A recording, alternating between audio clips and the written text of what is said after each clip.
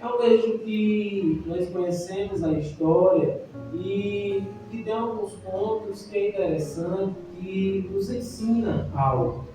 Veja que já no verso 1, já nos ensina algo que nós precisamos aprender aí. Veja só o que diz o verso 1. E alguns dias depois entrou outra vez em Cafarnaum e soubesse que estava em casa. Veja que aí está dizendo que as pessoas que estavam naquele lugar, as pessoas souberam que Jesus estava ali. Então, veja que eu e você, nós temos que ter na nossa vida, na nossa casa, a presença de Jesus.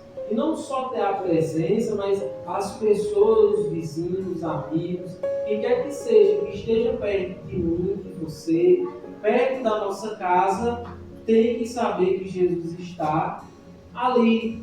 Por quê? O verso 1 vai dizer que eles souberam que Jesus estava naquela casa. Então, veja que as pessoas têm que saber que Jesus está na sua casa. Tem que saber que Jesus está na minha vida. Tem que saber que Jesus está na sua vida. Amém? Amém, Jesus. Então, que as pessoas saibam.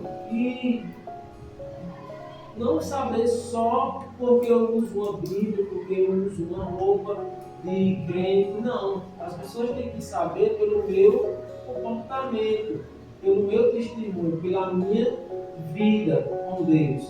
Porque muitas das vezes a gente se diz que tem Jesus na vida, as pessoas sabem que a gente é crente, que a gente é cristão, que a gente vai à igreja. Ou seja, sabe que tem Jesus naquela casa, mas muitas das vezes só de boca. Por quê? Se eu sou casado e o meu vizinho da direita, da esquerda, meus vizinhos que moram do lado da minha casa, se vê sempre eu brigando com minha esposa, chamando palavrão, então eles vão saber que Jesus não faz parte da minha casa, não faz parte da minha vida. Por quê? Porque eu só vivo de aparência. E aqui vai dizer que as pessoas sabiam que Jesus realmente estava naquela casa. Então, que as pessoas saibam que você e eu temos Jesus. Amém? Amém, Jesus. Aí no verso 2, vai dizer que... Olha só o verso 2. E logo se ajuntaram tanto, ou seja, tinham muitas pessoas, né, naquela casa.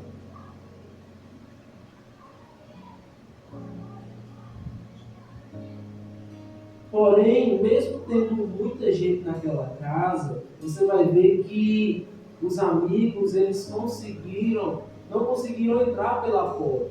Mas mesmo eles não conseguindo entrar pela porta, eles deram um jeito, não desistiram e foram até o telhado, fizeram um buraco e desceram o paralítico, quem estava precisando de Jesus. Ou seja, perto de Jesus sempre tem um lugar. Perto de Jesus, independente se a casa está cheia, se a igreja está cheia, Jesus ele sempre tem um lugar perto, esperando pelo familiar seu, pelo irmão, pelo amigo, porque Jesus ele sempre está de braços abertos, amém? Esperando a minha e a sua vida, esperando um amigo, enfim, esperando que eu e você chegue perto. Aí no verso 3, vai dizer que e vieram ter com ele, conduzido um paralítico, trazido por 4. Veja que o paralítico ele estava precisando de ajuda, mas veja que aí tem um detalhe interessante, que é o seguinte: Jesus ele proveu para aquele paralítico, para aquele homem que estava necessitando o quê? 4 amigos, 4 pessoas para ajudá-lo, para levá-lo até Jesus. E na nossa vida não é diferente, porque Jesus sempre ele vai prover, ele sempre vai colocar na minha e na sua vida aquilo que nós precisamos. Se para chegar perto dele, para chegar em um emprego, para chegar em um relacionamento, enfim, aquilo que eu e você precisar, Jesus ele vai dar aquilo que nós precisarmos. Ou seja, Jesus ele vai suprir as nossas necessidades, porque o que ele precisava, ele não conseguia ir sozinho, porque ele estava em uma cama. Mas aí você vê que Jesus ele faz com que aquele homem tivesse 4 amigos o suficiente para que ele fosse até Jesus. Então, Jesus ele sempre vai cuidar das nossas limitações e vai nos suprir aquilo que nós precisamos. Amém? Amém.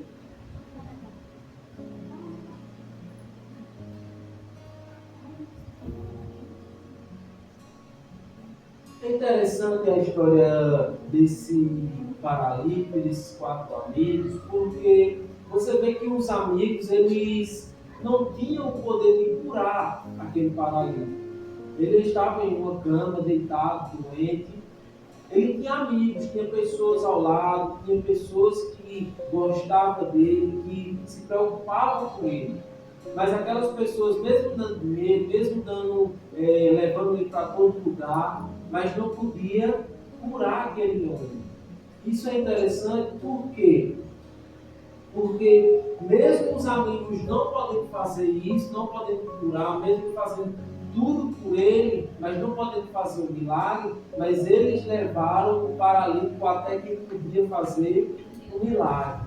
Então, veja que eu e você aprende com esse verso 3, que eu tenho pessoas ao meu lado, minha esposa, meus pais, tenho um pastor, tenho familiares, tenho amigos, todos são nossos amigos, mas o amigo verdadeiro é aquele que me aproxima de Deus.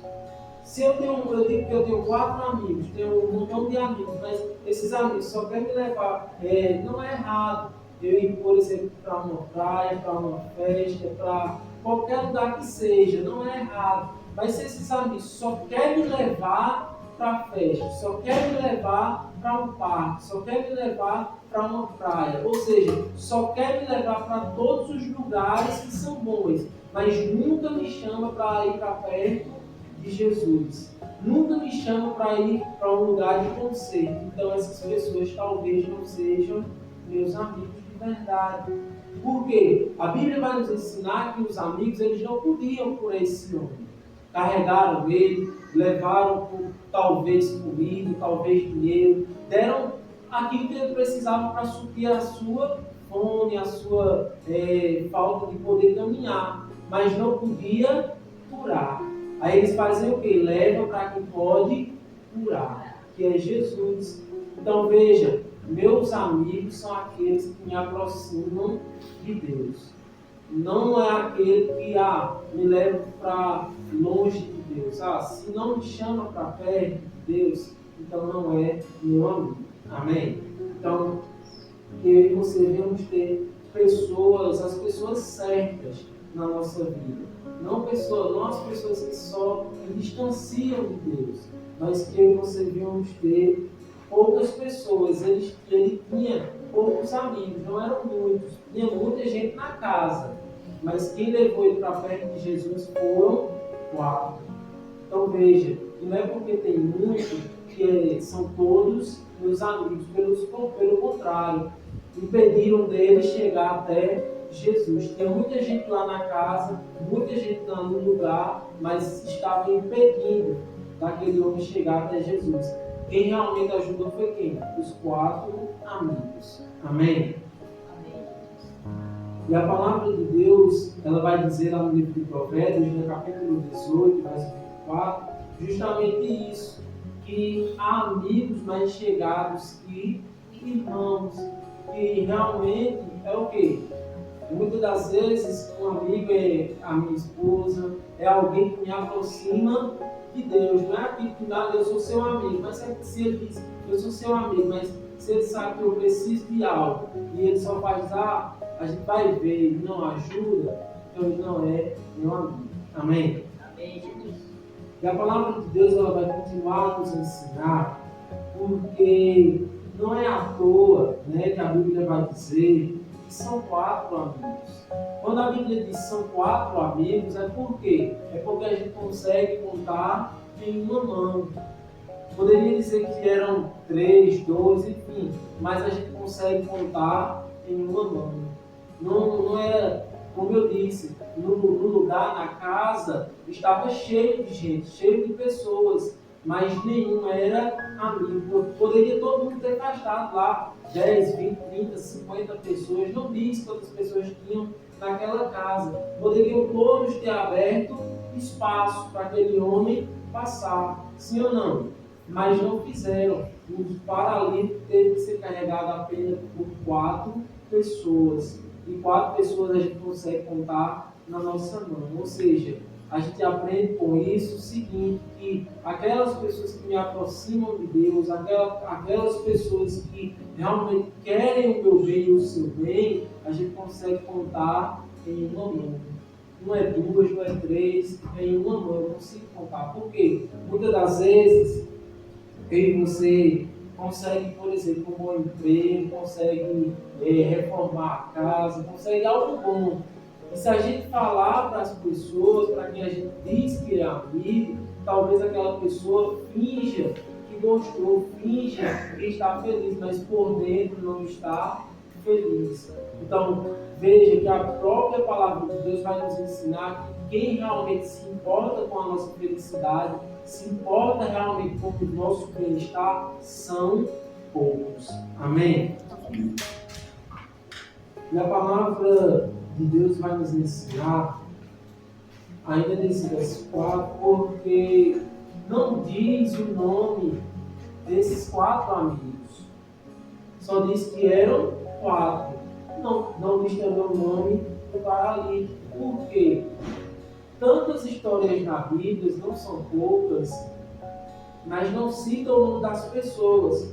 Tem várias histórias na Bíblia, a menina lá que ajudou Naamã não cita o nome dela, entre outras. Tem várias histórias na Bíblia que a Bíblia não cita o nome daquelas pessoas que ajudaram, que receberam o milagre, que foram um canal de bênção para alguém. Por quê? Porque o importante aqui na história não é o nome da pessoa, mas o que ela fez, a atitude dela. Então, veja que é como diz a palavra de Deus lá no livro de Eclesiastes, né? Capítulo 12, verso 14, e também Apocalipse 20, verso 12, vai dizer justamente sobre isso, que aquilo que nós fazemos não é por obras, na verdade não é aquilo que nós fazemos, não é por nome, mas o que nós fazemos não é aquilo que nós fazemos, não é importante, né? Não é o nosso nome, porque o que é importante realmente são as obras. Se você ler Apocalipse 20, verso 12, nós seremos julgados não é pelo meu nome, não é pelo meu cargo, né? Mas é pelas obras, é aquilo que nós fazemos. E esses 4 amigos, eles foram julgados, ou vão ser julgados pelo que eles fizeram, que foi o quê? Ajudar o homem. Não é pelo nome dele, pela condição financeira, pelo status social, mas é pelas obras.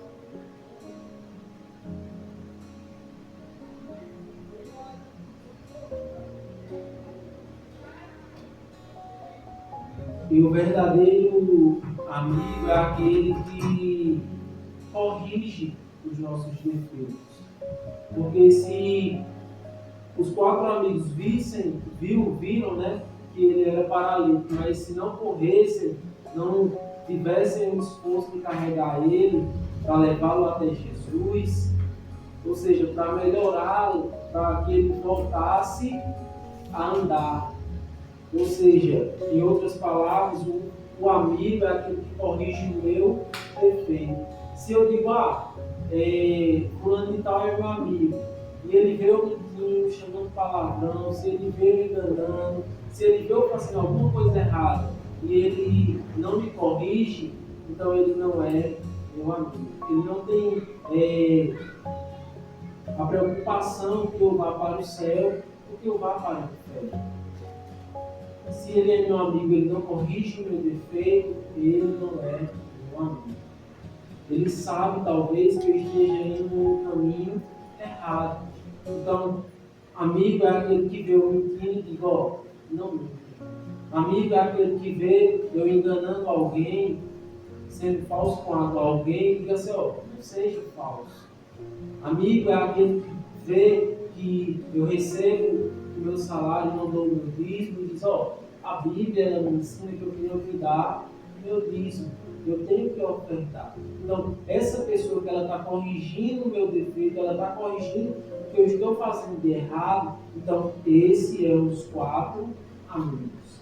Então, que eu e você venhamos realmente analisar que essas pessoas que estão ao nosso lado, se realmente elas são esses 4 amigos ou se são a multidão.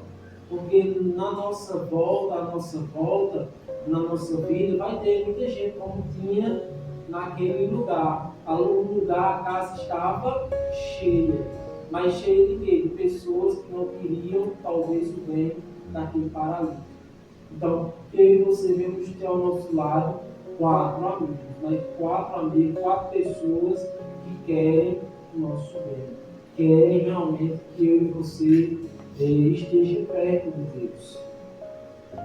Não venha olhar realmente nem os obstáculos, porque os amigos, esses 4 amigos, não olharam o peso dele, não olharam a dificuldade que eles tinham que subir, que descer, enfim, mas levaram ele até Jesus. Então, que eu e você venhamos cada dia mais ter pessoas ao nosso lado que nos levam mais perto de Deus.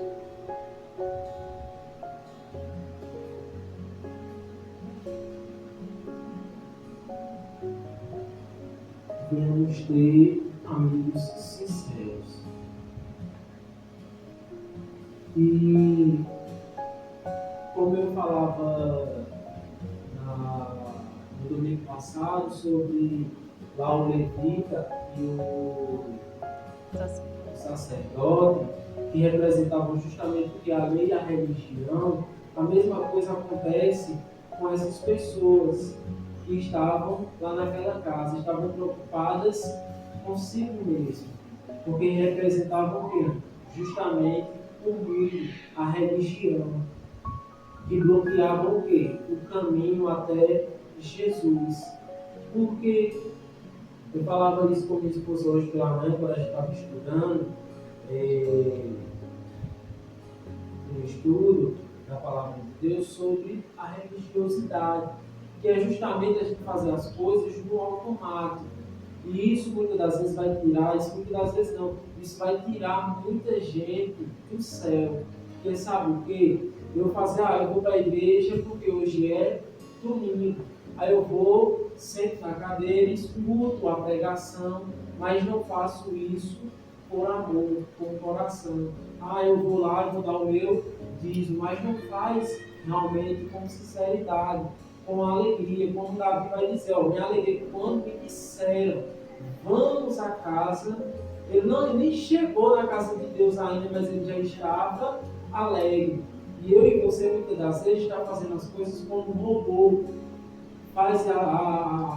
Vem ao culto, ao culto realmente, mas por obrigação. Vem apenas para cumprir tabela, como a gente pode dizer, mas não faz realmente com amor. E se eu faço as coisas apenas por aparência, para o irmão ver, para o pastor ver que eu estou, para o irmão ver que eu estou vindo, para o irmão ver que eu estou dizimando, como Ananias e Safira, eu estou fazendo por religiosidade. Não estou fazendo realmente por amor. Se eu faço, por exemplo, isso, como na Bíblia vai dizer, para que eu possa encerrar, tem o joio e tem o trigo, porque eles são parecidos. Se a gente perguntar a algumas pessoas, por que você vai à igreja, por que você dizima, por que você louva, por quê?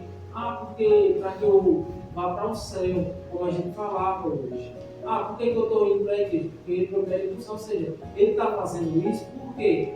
Com medo de ir para o inferno. Isso é religiosidade, isso não é amor. Se eu venho à igreja, por quê? Porque eu sei que Cristo morreu por mim. E eu faço isso por amor. Eu dizimo é por amor. Eu louvo a Ele por amor. Eu faço tudo por amor, não é por obrigação. Não é porque eu vou para o inferno, não. Eu faço porque eu sei o que Jesus ele fez por mim. E muitas das vezes eu e você fazemos as coisas, tantas pessoas fazem as coisas para Deus, só que pelo motivo errado.